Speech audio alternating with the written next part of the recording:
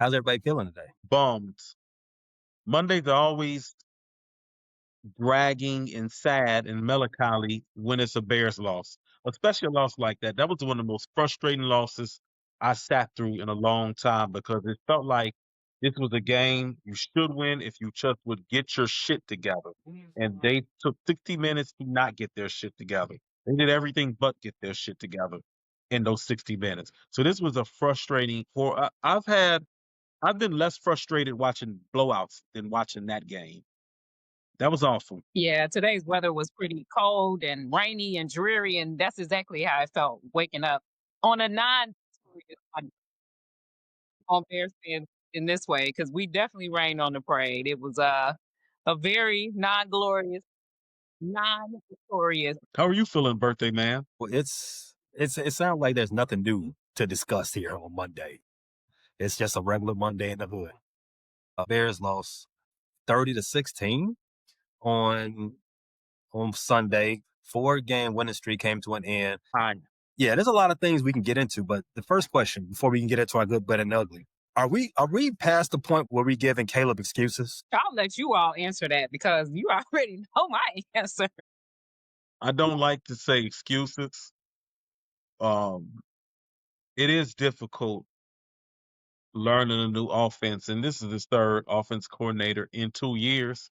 But the mistakes I'm seeing made, I can't attribute just to the offense coordinator. Like if there were, let me say, interceptions where it was a miscommunication between the receiver and the quarterback, that I could, okay, maybe they're still fine tuning the nuances of the offense. But when Rome is running a deep end and has a step on the corner and you throw late in behind and you get picked off, that has nothing to do with the offense.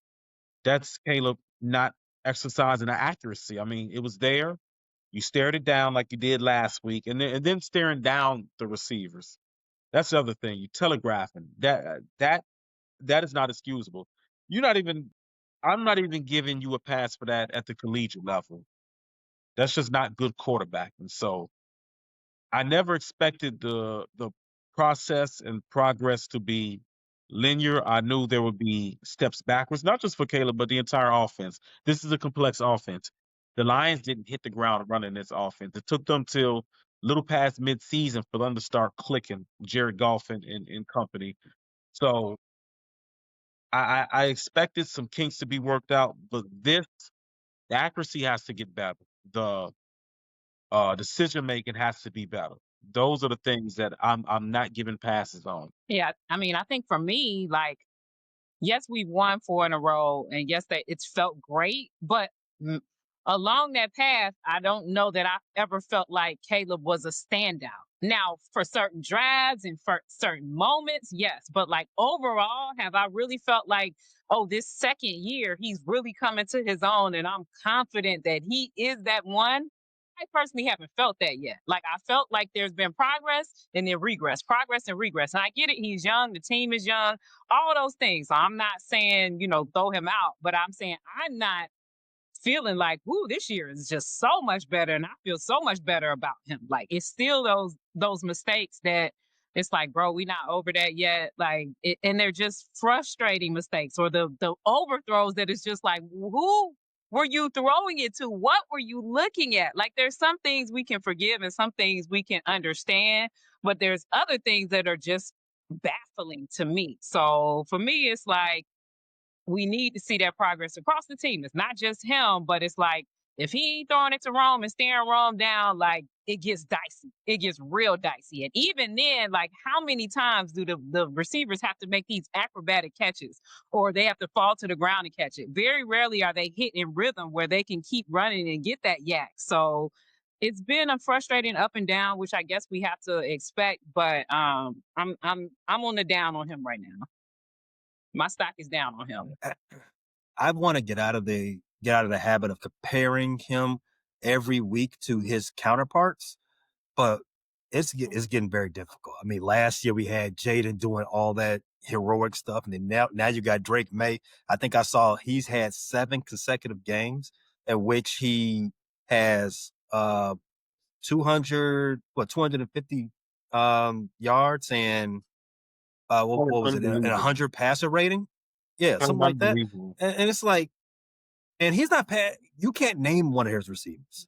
But and Caleb, his whole career has had stellar receiver after stellar receiver, stellar receiver. And it's like, hell, come on, Caleb. And yes, you're right, Q. He is relearning a lot of stuff from that he has had, that he's been innate with. You know, he's under center a lot. So you got to relearn how to play quarterback. You got to relearn footwork. But God damn, it does not look good when you are in the eye of the storm. Shout out to my people in Jamaica. Stay safe. But when you're in the eye of the media storm, week in and week out, and you're doing, and you're not living up to the hype. So I'm not at the point where I'm done giving excuses and we'll get into it later, but I'm getting close to that point. Is it Bajent time? Are you gonna be one of the people calling for Agent Bajent? If you Come look on, at man. any Bears chats, then you'll know there's a few Bajent callers out there. Oh, he's got But one more. There's gonna be a lot of Agent Bajent people out there. You see this tan, bro. I'm not with the Bajent. I'm not with the Bajent. I'm not in that fan club. You see this tan. It's not for me. But let's use that segue to get right into our good, bad, and ugly for the review of this game. Tiff, ladies first. Give me the good from this game. we scraping the barrel. Last week, no, because you may say something. There's not much. So I'm going to say that the good was at times the running game still looked good. Swift was able to break off a few runs. I think Monangai had a few runs. So at times the run game still looked decent. So that's what I'm gonna go with for my good. Duvernay did have that 50-yard run back too, which was good, but then we didn't do shit with it. So was it really good? But I'm gonna go with the run game still looking much better than it looked at the beginning of the year. I was gonna go with the run game, but Tiffany always likes to read my mind. Tiffany, stay out of my mind. Those are invasive thoughts. Stop with your Professor X thing. Stay out of there. I'm about to get like Magneto and put the big metal thing on my head. No. The good was, ooh, what? Jeez, oh man. Torrey Taylor made some good punts. Unfortunately, one penalty. Yeah. Torrey Taylor's leg day. Torrey Taylor is not skipping leg day lately with the Bears offense. He is getting his workout in. That is the good. Torrey Taylor is getting leg day in. And so is Cairo Santos. Missing field goals, but at least our punters and kickers are using their legs. So my good is Sunday is always leg day. You know what? I'll say I had to verify the numbers. The Bears did give up 177 rushing yards, but Derrick Henry only got 71 of them, and he didn't stiff arm anybody to hell. 71 yards on 21 carries. I thought they did a good job of preparation for Derrick Henry. Now you let Keaton Mitchell have 10 yards a carry, which was unacceptable. Here's my good. The return of good passing numbers for Caleb Williams. On the periphery, if you didn't watch the game, even if you did watch the game, he didn't look terrible as he did the last 2 weeks. And I'm comparing it only to the last 2 weeks in which he was missing everything. Everything was wide. As an example, last week, he couldn't even crack, I don't even think he cracked 175. This week, 285 passing yards, 24 rushing yards on the ground, 65% completion percentage. So his numbers are going in the right direction. Now, yards up after I turned the game off because I don't recall. I don't recall that many yards. They must have put up some. This is the good segment. This is the good segment, Tiff. This, let's okay. Yes. Now, if you want to be negative in our good section, yes, he did get 65 of those passing yards in the last drive, and I'm going to use that as my segue to the bad. The lack of situational awareness for this team during key points of the game. So I think it was the second quarter. Club had this long run. I think we got the big chunk of that 24 yards that he had for the game. The run was great. Where it was bad, he didn't get out of bounds. We are up against the clock, young man. He didn't get out of bounds, and then he got his second intentional grounding, in which he lost 10 yards, lost the down, and had to burn the last timeout. Now, 2 plays later after that, Santos had to come in on a fire drill and try a 58-yarder at the end of the half. Obviously, he was about 5 yards short. So, as the quarterback, we've seen this from Caleb before: situational awareness, and it's not just him. And before I go any further, based on the press conferences after the game, I guess I can give him some slack for that intentional grounding. Colston Loveland was running an option route, and he was supposed to be going to the sideline. He was supposed to be breaking out because of the defense was shading him to the inside, and Caleb did throw it to the out. He is a little short, but he did throw it in that general direction. So maybe I can probably give him some slack, because it wasn't just him intentionally grounding just for the hell of it. Where there was some other lack of awareness, the end of the game just went down by 14 points. If you're going to try to make a miraculous comeback, you got to be on your ducks. You got to be on your P's and Q's. And on that last drive, Caleb made a crazy pass, and that DJ brought in an even better catch. Ran down the sideline. What did he do? DJ didn't get out of bounds. He didn't get out of bounds. JJ Watt was yelling it all for a quarter. Why are you all not getting out of bounds? That type of stuff. And then every play after that, the terrible QB sneak, the pass short of the end zone, the missed pass to DJ Moore. Guys, what are we doing? Are we trying to keep this game going? Are we trying to do something? Are we trying to give ourselves a chance to win this game? I don't know if they just was like in a brain fog, but that right there pissed me off watching that game for the third time. And I knew it was going to happen. And I'm still looking at myself like, bro, what are we doing? At no point does anybody want to dirt the ball. At no point is anybody going to have any gumption to get to the line fast. We just dragging our feet. We burnt at least 45 seconds just BSing around. And at this point of the season, we're in the halfway point already. This point of the season, I'm thinking like you should be better at that type of fire drill, that type of 2-minute offense. I don't know, but what did you all see? What's you all's bad? I agree. Situational awareness, terrible. But my bad was passing offense, and not just Caleb. Like you said, Colston was supposed to break that route off. Like they were coming hot to the passing offense. It's just out of sync. Not just Caleb. The Bears offensive line has gotten better at run blocking. It took a step backwards in pass protection this past week. We got into the red zone early in the game, and Theo Benedict just got beat bad by rookie Mike Green, a guy we broke down film on earlier in the pre-draft process. Got beat badly, and Mike Green has not got off to a hot start in his NFL career. But, I mean, the way he beat Theo Benedict, it looked like Garrett Miles. He was blocking Garrett Miles. So the pass offense just has not been able to get in a rhythm. On the scramble drill, they're not coming back to the quarterback. When Caleb is getting out of the pocket, a guy with his athleticism and his arm strength, he should be dangerous on the run. He should be dangerous in terms of either getting chunk yards by running up the field or finding open receivers down the field, and it's just not happening. Like, he's buying time, and that's one of the backbreakers of a defense. When a quarterback gets out the pocket, looking downfield, scrambling, corners can only cover for so long. But for some reason, we have not seen the magic when Caleb gets out the pocket. I feel like last year, he was able to do more damage when he got out of the pocket. Those were some of his best plays. This year, it just hasn't happened. The pass offense, it just seems to have no rhythm right now. The run game has carried us the last few weeks, and we just have not been able to marry those two facets of the game and have them effective at the same time. That's what's most frustrating me, because the run offense has been effective.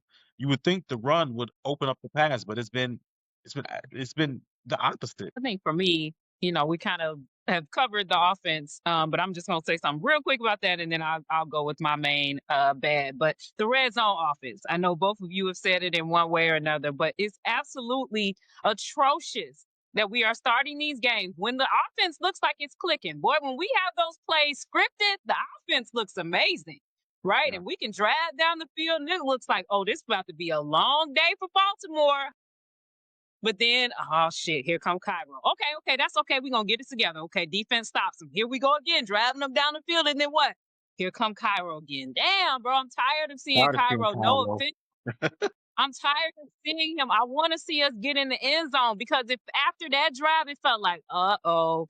And then when they drove down and scored, it really felt like, uh-oh. Like that's to me when the momentum of the game switched and it just never switched back for us. So red zone offense, and this is not just this week. We've been able to kind of cover it up with the defense playing so well and our kickers kicking their tails off and getting maybe one touchdown a game or, some run touchdowns. We've been able to put that lipstick on the pig for the last 4 weeks, but the red zone offense is just atrocious. But the second part of my bad is how come is it Tyler Huntley? I don't want to get his name wrong. Yeah, Tyler Huntley. Huntley, what?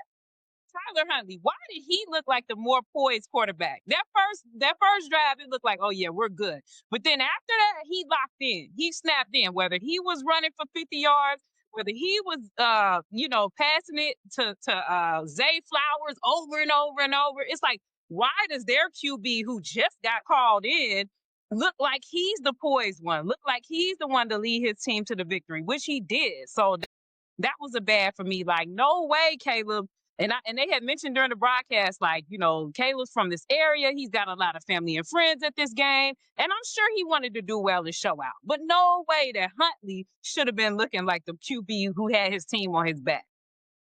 Yeah, I think the red zone offense is a huge red flag. The Bears are the worst red zone offense in the league the last month of the season. The other team scores 7 while you're scoring 3. That's bad math. Just, you don't even need to be a football expert to understand that. As soon as we get to the 15, then the sacks come, then the flags come, then it's like ridiculous. Forget how to run any part of your offense. And once you get to the 15-yard line, and I just don't understand it. I remember when we was covering training camp, they had so many red zone specific days of practice, and it just I don't know. I have no idea why that is so clunky when it get down there. But that's what we talked about, Q, 2 episodes ago, going into the Saints game. Do you expect this offense to continue being clunky? And I have no reason to believe that it will not continue in this fashion. Because all the injuries segue to something different. All the injuries are on the other side of the ball. The offense, they're pretty much healthy. So I can't see there's no reason for it to get better if we were waiting on somebody. We just need these guys to play better. And for some reason, I can't figure out why they're not. Well, I'm going to keep the faith that, again, they're still learning this offense. They're still getting cohesion. I know Ben Johnson dialed back the playbook, simplified it a couple weeks ago. But I'm going to hold on to the faith that I felt Ben Johnson was the best coach in this cycle. I felt like Ben Johnson was the best coach in last cycle, even though he didn't leave. But I feel like we got the guy. We got the guy to mentor and to install the offense. So I'm going to practice a little bit of patience and a little bit of faith.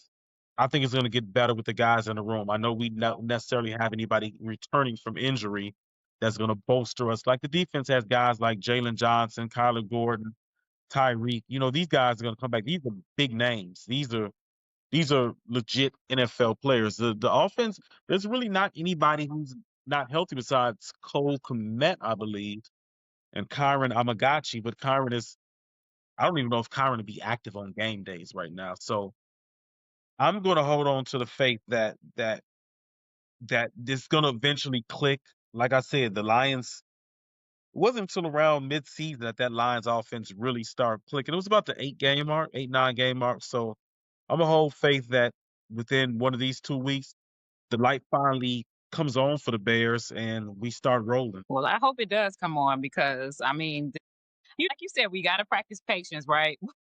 we're playing teams that are putting up points. Like we play the Bengals next week, and old man Joe was putting up points. They put up 38, and they still ended up losing. So at some point, especially, and I'll talk about it in my ugly, especially as banged up as our defense is, we got to start scoring the ball, bro. When we get down in that red zone, I don't remember who had the run yesterday, but he got tackled at like the 2. And it was crazy because when he got tackled, I was like, we about to have to kick a field goal. And it was first and goal. And just because he didn't get in on the run, I was like, on a long run, I was like, we about to have to kick a field goal. And guess what we had to do? Kick a field goal. That's how much confidence I had in our red zone offense, which is a shame, right? But it's like you said, when we get that below that 15, below that 10, especially if we're below the 5, I don't know what it is. We cannot get it in. I think on the first drive, we had like 8 or 9 tries to get it in on first down. I mean, on in the red zone, because we kept giving first down or penalties or whatever to give us a first down, and we still had to kick a field goal. So, we all practicing patience and all that good stuff, but at some point, we got to put up points. I think that's the perfect time to go to our uglies. What's the ugliest thing from this loss for the Bears? It's hard to just list one ugly thing because we keep seeing the same ugly things. We keep having these up and down Caleb performances. We keep having these stupid penalties, and we keep having the injuries. The ugliest thing for me is the injuries. Like the opening kickoff, Dominique Robinson has been coming along the last few weeks. He's been getting pressure. He's been splitting snaps with Dale. He's been more effective than Dale. Dale was looking like $55 million wasted. And then on the opening snap, you got to wonder why is Dominic Robinson even on kickoff coverage, but turns his ankle. Then some point during the game, Zacchaeus and Luther Burden exit with injuries. We're already down to guys on the practice squad in the secondary. And then I see Javon Dexter laying down and limping off the field. I see Shamar Turner not playing. I see Grady limping around. The injuries are just becoming overwhelming, especially on the defensive side of the ball. But now they're starting to hit the offense. We got to wait word on what the significance of Luther Burden and Zacchaeus' injury, because I saw Devin Duvernay out there late in the game, and it's like now we're down to 3 active receivers and a tight end. They only dress 5 on game days. We're definitely reaching into the depth chart now with these injuries piling up in key position. They seem to just hit certain position groups, not even spread out. It's just beating the defensive backfield. Now it's beating the pass receiver room. And it looks like it's hitting the defensive line now. Yeah, I want to jump back on that injury thing. Yeah, you're right, Q. The first play of the game, the first unofficial play of the game, Dominic Robinson injured. Then we lost Shamar Turner, and I didn't know none of this till my third time watching the game because I'm on the plane trying to watch on my phone, and I realized it was a key flag in the last time the Ravens had the ball, and it was some dude got Ford. Ford, he had a he got flagged for encroaching. I'm like, who is this guy? Why is he in the game right now? We picked him up last. He played pretty decent. He was on the practice squad this year, but yeah, he's. Like I said, we're reaching way into the depth chart with this stuff. Go ahead. But yeah, the injuries is definitely an ugly one. Was on my list. Dominique Robinson lost. Shamar Turner lost. Kyler Gordon surprised IR. But I want to drill down on the surprise parts of injuries. Obviously, the biggest thing in sports right now is the scandal going on with Jaylen Brown's hairline. I'm sorry. The biggest thing in sports right now is the scandal going on with the gambling in the NBA. Shout out to Damon Jones. He started the week. Lamar Jackson, not a participant in practice on Monday. Then he hit back-to-back limiteds on Friday. On Friday, full participant in practice. I'm on the beach. Why am I getting an alert saying Lamar Jackson will not play? They're going to get fined for that.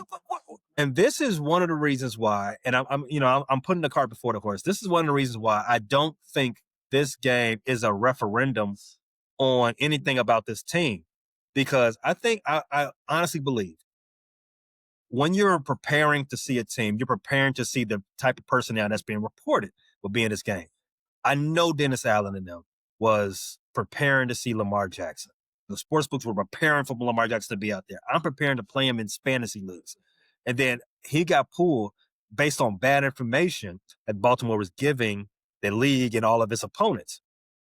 That's illegal. You already said it, Q. They will get drilled because it's not the time to be playing with that type of stuff because there's money involved. And I know that if you have a problem with the defense, and yes, we're going to talk about the defense and some more.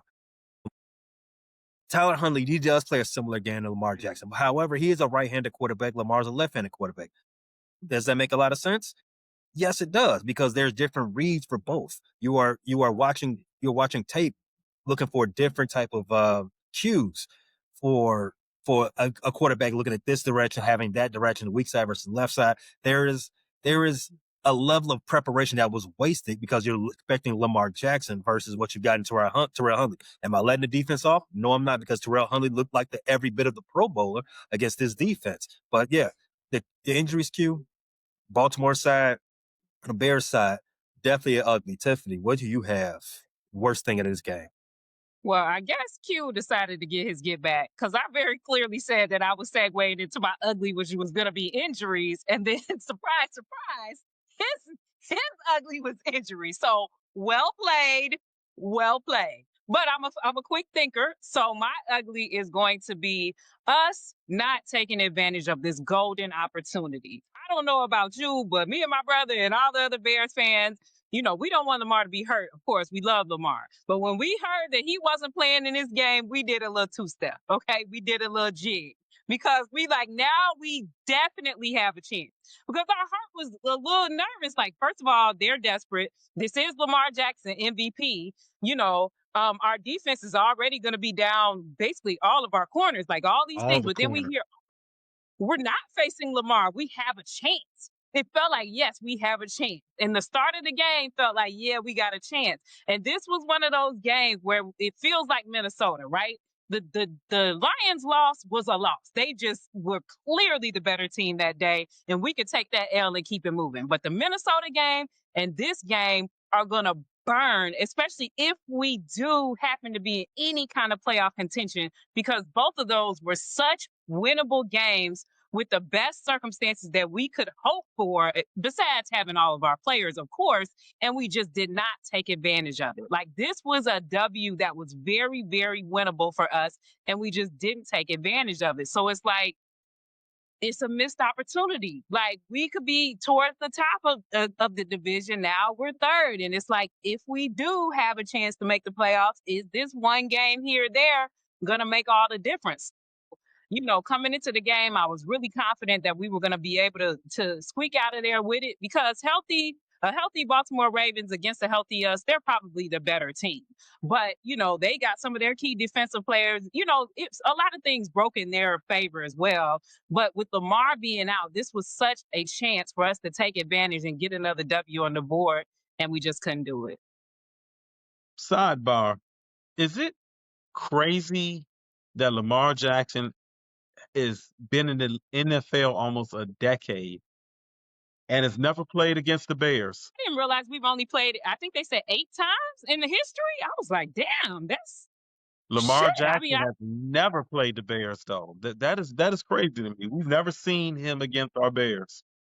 I was looking forward to a few years ago, Justin Fields versus Lamar Jackson, and neither one of them played in that game. I don't know if you all remember, but they were both out. We played them when Justin was here. I thought we played them. We hadn't played them in like a decade. I didn't realize we played them when Justin was here. Every 4 years we play the Ravens. It's just that Lamar, it's always an injury when maybe Lamar's ducking us. That's what it is. Lamar's ducking us. He's scared. He ducking the smoke. He ducking us. That's why he was a full participant on Friday and didn't play. Even though his team still got the dub, we can feel better, baby. He was ducking us. He was ducking us. He ain't want the smoke. It's crazy because Kyler was on a pod with Kevin Byard, and Kyler was like, yeah, I'm so excited to play. I've been wanting to play Lamar Jackson my whole career. Woo, woo. Yeah. And then whatever happened in practice, and he was out. I mean, of course, Lamar didn't end up playing anyway, but it was like, damn, Kyler, come on, bro. What is Kyler out with? What groin and calf? When did he get hurt? I thought it was his hammy again. He obviously got hurt in practice. He had unless he was off the field doing some Jalen. Ben Johnson did say that he doesn't expect us to go past the 4 weeks. He doesn't think this latest Kyler injury is going to be Latest. more significant than an IR stay. No. Is it time to? I'm getting ahead of myself because I mean the Bears season certainly is nowhere near over. We're not 1-7 like the Jets. But is it time to address corner in the offseason? I mean, between the Jalen Johnson injury, he's gotten a couple injuries the last 2 years. Kyler does an IR stint or two every season. I mean, if we get only Kyler on the IR one time, we're lucky. There's not been a Kyler Gordon season that has not had an IR stint. Is it time to address corner in the offseason, draft a free agency? Like, I'm talking about some real resources at corner because I can't trust the three guys at the top of the depth chart. I mean, it may be time to address it now. Do we need to wait to the offseason? Like this dire straits. Jalen, There's we some know guys ain't coming. out there that are still unsigned, but I don't know if the Bears are. I don't know. I think Cole should get on his phone and maybe Santi Samuel or some of these other some good corners out there. Yeah, it's spooky. It's real spooky. And next week we got Jamar Chase and T. Ooh. Higgins and them boys. Whoa. So that's gonna be real spooky. Okay. And Flacco's gonna throw it up for good or bad, good, bad, or ugly. He's gonna give your guy and his guy a chance to make a play. But their guys are just better than our guys. Their guys are better than our I'm guys. not looking forward to this.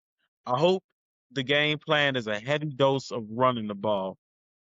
And I hope we only see Jamar Chase for 40 snaps. And them 40 snaps could be if the Bengals don't give Jamar Chase 15 targets next week, fire Zach Taylor. Fire him. I mean, right then and there. He get fired anyway, but My ugly is this.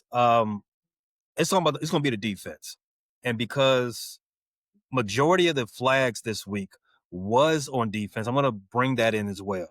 The Bears are dead last in penalties gained and penalty yards. Bears are dead last. And Tiff, you said, talk about penalties every week. We're about tired of talking about penalties. Ben Johnson's tired of talking about penalties too, apparently, because he said it's no longer on the coaches, it's on the leaders in the locker room.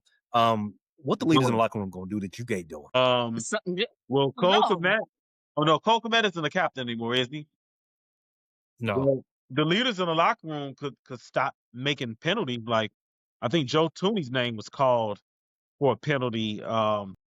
Joe Tooney had a false start. Yeah, so that's while we was on our 5-yard line, he had a false start. So that's what the leaders of the locker room can do. Not be the one, getting penalties. No better way than to lead by example than to actually lead by example. So Grady Jarrett he's been hurt the last couple of weeks. He's a captain. Joe Tooney, he got his own flag this week. Caleb Williams, he's a captain. Who else? And then there's Cairo Santos. Who's going to stop the penalties? Kevin Byard is a captain too, right? Is he? I don't remember. I think he is. Yeah. So we got 5 captains. Who are you listening to in that locker room about, okay, I'm going to stop the penalty? Who's leading by example out of that group? Byard. Well, I mean, I don't recall. I'm not saying he hasn't had any flags this year, but I don't recall any. Yeah, Byard's played. I have no complaints about Kevin Byard in 2025. None at all. I think if the Bears have a winning record, he's in a running to be in the Pro Bowl at the end of this year. He's played safety probably played safety as good as anybody in the NFC this year. So I have no complaints about Kevin Byard. That interception he almost had that was just a little bit too far behind him, boy. That could have been a game changer. Yeah, that definitely could have been a game changer. I was like, yeah, Lee, if he just hadn't cut so hard, it would have been right there. That could have been a game changer. Continuing on my defensive spiel, unlike penalties, nothing in football has a regression to the mean like takeaways. So you can say aggressive and being a ball hawk are things in your control, and therefore takeaways will be a byproduct of that aggressiveness and being in the right place at the right time. But that's not really reality, right? The truth is turnovers are more random than they are not red. So which means to me that you need to have a foundation of being a good defense overall, rather being a defense that depends on flipping the field with a takeaway. Because when takeaways disappear, what are you left with? And that's what smacked us right in the face Yeah, sundown. and and the Bears defense is giving up lots of yards without the takeaways. So without the takeaways, we look like the defense we looked like in the first couple weeks. You know, capable of giving up big plays and chunk plays on in the run defense. I gave them credit because they did slow down Derrick Henry, but then Mike Keaton, you let Keaton average 11 yards a carry.